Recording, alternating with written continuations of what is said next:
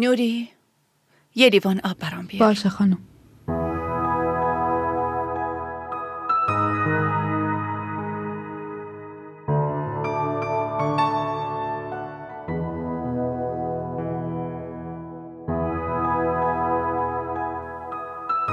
هانا کجاست؟ رفته بیرون.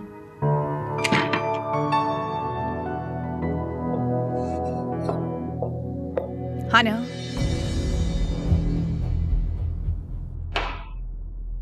این وقت روز از کجا برمیگردی؟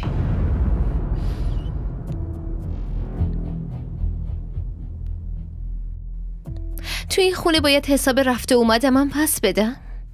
هانا برای چی داری با من اینجوری حرف میزنی تو؟ مگه من چیز بدی بهت گفتم؟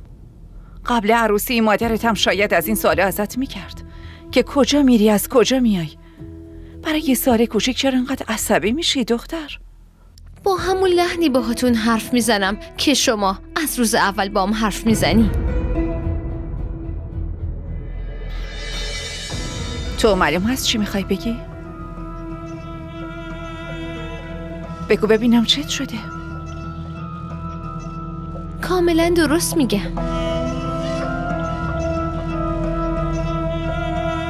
اگه شما آروم با من حرف بزنیم منم با شما آروم حرف میزنم،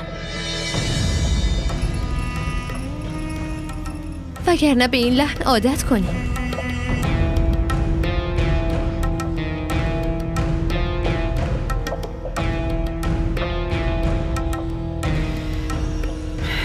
بی‌ادبی این دختر هر روز داره بیشتر میشه. دیگه زیادی پررو شده. نمیدونم شهزاد تو این دختر چی دیده.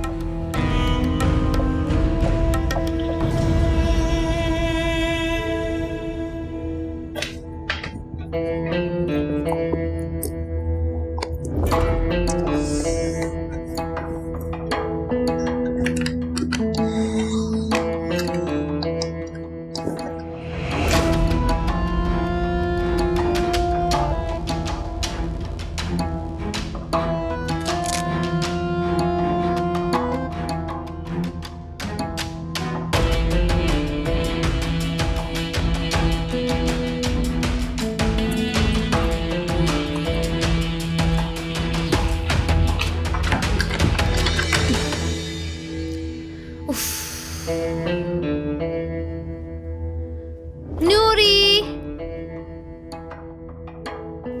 بله خانم.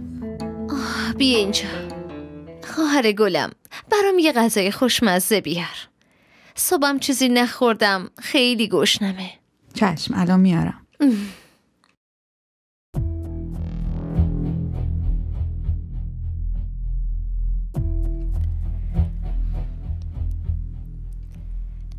حالا ببین فروخ خانوم، چطور تو رو جلوی شهزاد دروغگو میکنم. تو با من در میافتی؟ تو نمیدونی که در افتادنت با من عواقبش چطوریه. همه چی واسط خیلی گرون تموم میشه.